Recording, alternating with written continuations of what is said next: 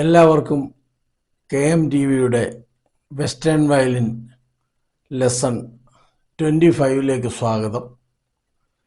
ഇന്ന് നമ്മൾ CH ഹോൺമാൻ്റെ violin exercise part 1-ലെ 15, 16, 17, 18 എന്നീ എക്സസൈസുകളാണ് നമ്മളിപ്പോൾ വായിക്കാൻ പോകുന്നത്. അപ്പോൾ ഇതിനു മുമ്പ് എല്ലാവരും പഠിക്കുന്നവരോ ഉണ്ടെങ്കിൽ അവർ ബുക്ക് വാങ്ങിച്ച് കാണും എന്ന് ഞാൻ കരുതുന്നു. രണ്ടാമത്തെ കാര്യം, ഈ ബുക്ക് അവൈലബിളാണ് ആമസോൺ, ഫ്ലിപ്കാർട്ട് കൂടാതെ മറ്റ് ബുക്ക് ഡിപ്പോ, മ്യൂസിക് ബുക്ക് ഡിപ്പോകളിലും അവൈലബിളാണ്. അപ്പം ഞാൻ എക്സസൈസിൻ്റെ ഭാഗം നിങ്ങളെ ഒന്ന് കാണിക്കാം, ഏതാണ് നമ്മൾ ഇന്ന് വായിക്കുന്നതെന്ന്. ഇതാ, ഇവിടം തൊട്ട് നമ്മുടെ ഈ താഴെ കാണുന്ന ഈ ലൈൻ വരെയുള്ളതാണ് നമ്മൾ ഇന്ന് വായിക്കാൻ പോകുന്നത്. അപ്പോൾ അതെങ്ങനെയാണ് വായിക്കുന്നതെന്നും പിന്നെ അതിൻ്റെ മേളിലൊരു കമ്പാരിറ്റീവ് ടേബിൾ സ്റ്റേറ്റ്മെൻറ്റ് കൊടുത്തിട്ടുണ്ട്, അതെന്താണെന്നും നമ്മൾ പഠിക്കും. അപ്പം നമുക്കിനി ആ പ്രാക്ടീസിലേക്ക് പോകാം. അപ്പോൾ കഴിഞ്ഞ വീഡിയോയിൽ ഞാൻ പറഞ്ഞിരുന്നു, കഴിഞ്ഞ വീഡിയോ അല്ല, കഴിഞ്ഞ ഒരു സീസണിൽ ഞാൻ പറഞ്ഞിരുന്നു, ഒരു comparative table of notes and rest അതുണ്ട് എന്ന് പറഞ്ഞു. എന്താ, ഇതിവിടെ നോക്കുക, ഇവിടെ എഴുതിയിരിക്കുന്നത് ഹോൾ നോട്ട് എന്നാണ്. ഹോൾ നോട്ട് എന്ന് പറഞ്ഞാൽ സെമി ബ്രേവ് 1, 2, 3, 4 4 ബീറ്റാണ്. അതിന് തൊട്ടടുക്ക് കൊടുത്തേക്കുന്നത് ഹാഫ് നോട്ട് എന്നാണ്. ഹാഫ് നോട്ട് എന്ന് പറഞ്ഞാൽ മിനിം നോട്ട്, അത് 1, 2, അടുത്ത ഒരു മിനിം നോട്ടോട് എഴുതി കഴിഞ്ഞാൽ 3, 4 എന്നാകും. അതിൻ്റെ തൊട്ടടുക്കൽ എന്ന് പറഞ്ഞാൽ കാണിച്ചേക്കുന്ന ഹോൾ റെസ്റ്റാണ്, അതായത് 4 ബീറ്റ്. ഈ വീഡിയോയുടെ കൂടെ ഞാനൊരു ബുക്കിൻ്റെ ഒരു നോട്ട്സിൻ്റെ ഡീറ്റെയിൽസ് ഞാൻ എൻക്ലോസ് ചെയ്തിട്ടുണ്ട്. അപ്പം നിങ്ങൾ ദയവായിട്ട് അതൊന്ന് നോക്കുക, ഡൗൺലോഡ് ചെയ്ത് നോക്കുക.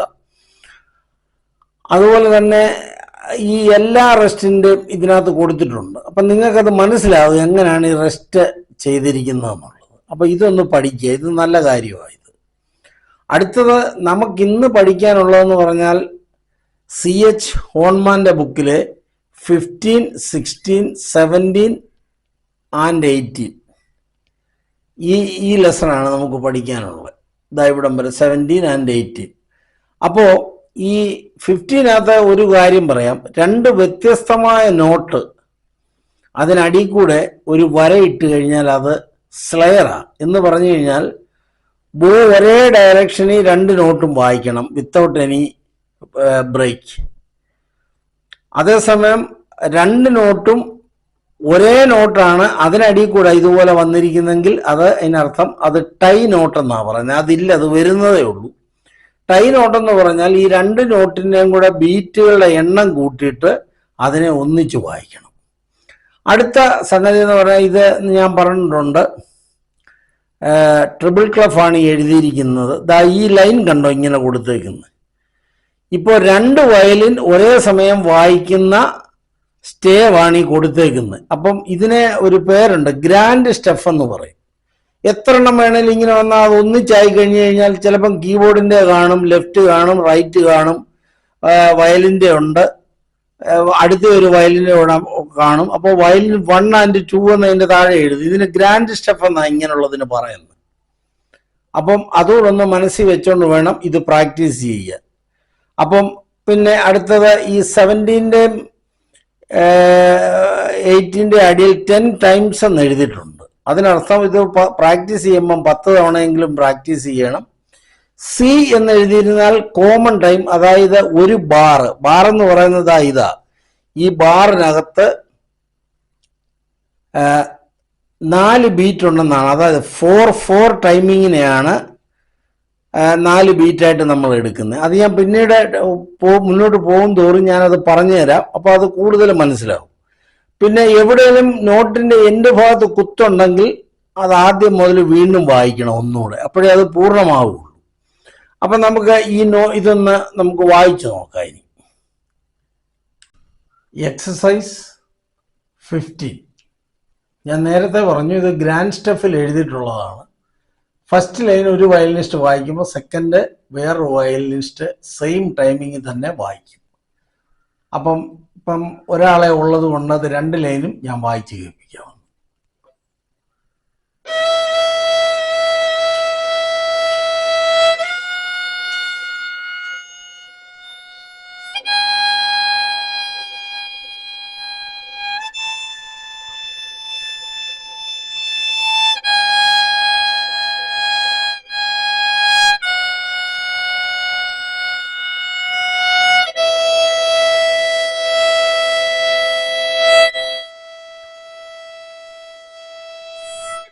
Second line.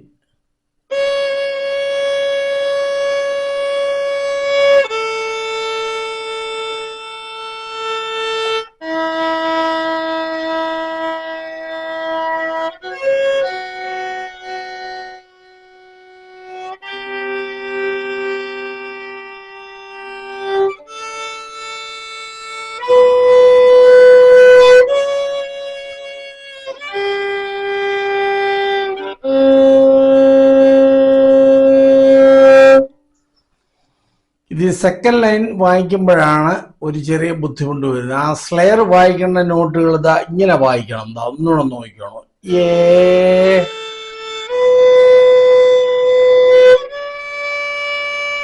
ജി വായിക്കേണ്ടത് ഈ തേർഡ് സ്ട്രിങ്ങിലാണ്. അപ്പൊ നിങ്ങൾ എന്ത് ചെയ്യണം? സി ഇങ്ങനെ വായിച്ചിട്ട് ജി കീ ഒരു വിരൽ വെച്ചേക്കണം. അത് കഴിഞ്ഞ് സി വെച്ചേക്കണം. ഒന്നുകൂടെ ഞാൻ പറയുന്നു. സി ജി ഈ നമ്മുടെ റിംഗ് ഫിംഗർ തേർഡ് സ്ട്രിങ്ങിൽ വെച്ചേക്കുക. അപ്പൊ അത് ജി ആയി. ശേഷം എല്ലാം എടുത്ത് സിയിലേക്ക് വായിക്കുക. അപ്പൊ മനസ്സിലായെന്ന് വിചാരിക്കുന്നു. നമുക്കിനി എക്സസൈസ് 16ലേക്ക് പോവാം. 16ന്റെ ഫസ്റ്റ് ലൈൻ.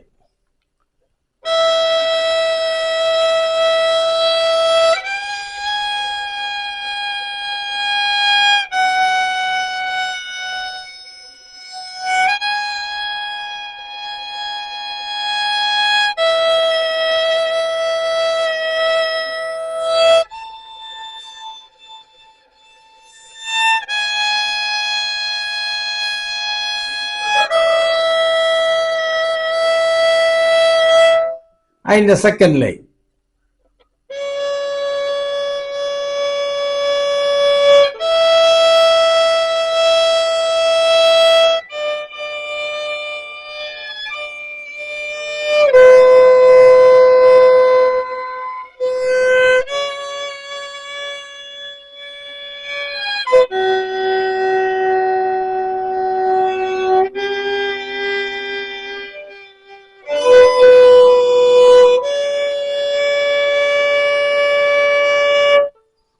ഇവിടെ ഈ ജിയിൽ നിന്നും ബിയിലേക്ക് നമുക്ക് വരേണ്ടതുണ്ട്. അപ്പൊ ജി വായിക്കാൻ 3 വിരൽ വെക്കുമല്ലോ, 2 വിരൽ വെച്ചാൽ മതി. എന്നിട്ട് സെക്കൻഡ് സ്ട്രിങ്ങിലെ ബിയുടെ പൊസിഷനിൽ ഈ നമ്മുടെ ഇൻഡെക്സ് ഫിംഗർ വെക്കുക. എന്നിട്ട് ഇങ്ങനെ വായിക്കുക.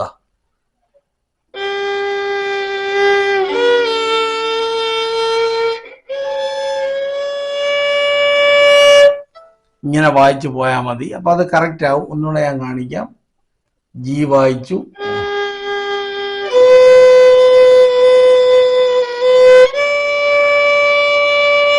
അപ്പൊ കറക്റ്റായി. അങ്ങനെ അത് വായിച്ച് പഠിക്കണം. ഇനി അടുത്ത 17.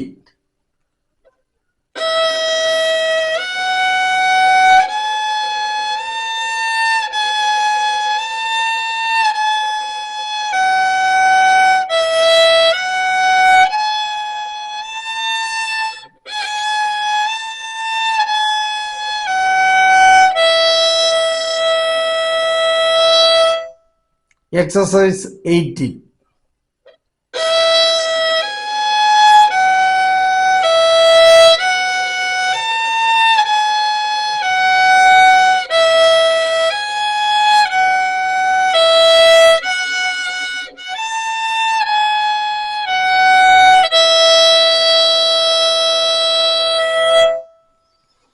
അപ്പോൾ എല്ലാവരും ഇത് വായിച്ച് പഠിക്കുക. ഈ ബുക്ക് വാങ്ങിക്കണം, ഈ 2 ബുക്കും. ഇറ്റാക്കോഹൻ്റെ ബുക്ക് വാങ്ങിക്കണം.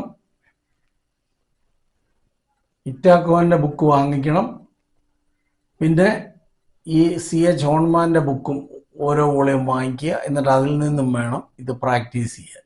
അപ്പോൾ ഇനി കറക്റ്റ് ഒരു രീതിയിൽ അതെങ്ങനെയാണ് വായിക്കുന്നത് നമുക്കൊന്ന് കാണാം. എന്തോന്നൂടെ 15.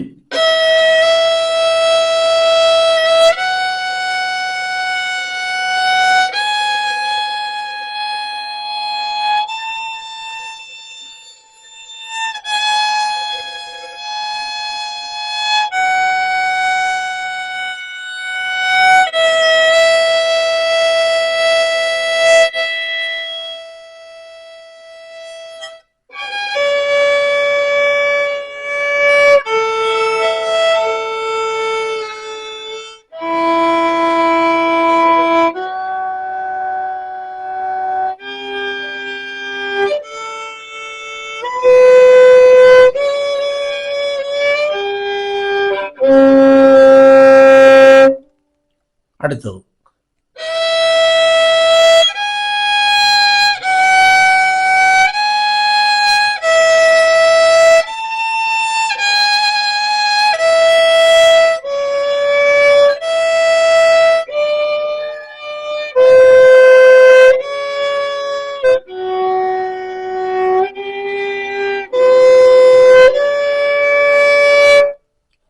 സെവൻറ്റി.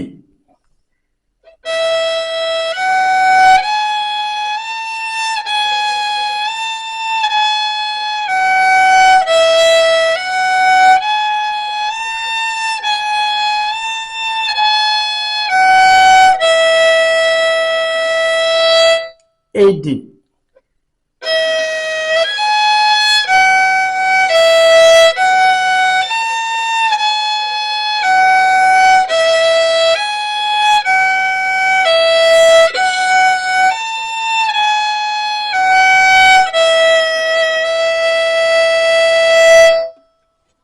അപ്പോൾ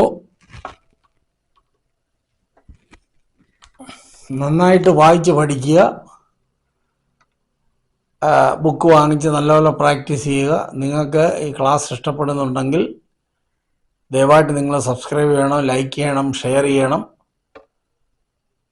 കൂടാതെ അടുത്ത ഒരു ലെസണുമായി വരുന്നത് വരെ ഞാൻ അജയകുമാർ നിങ്ങളോട് തൽക്കാലത്തേക്ക് കൂടെ പറയുന്നു.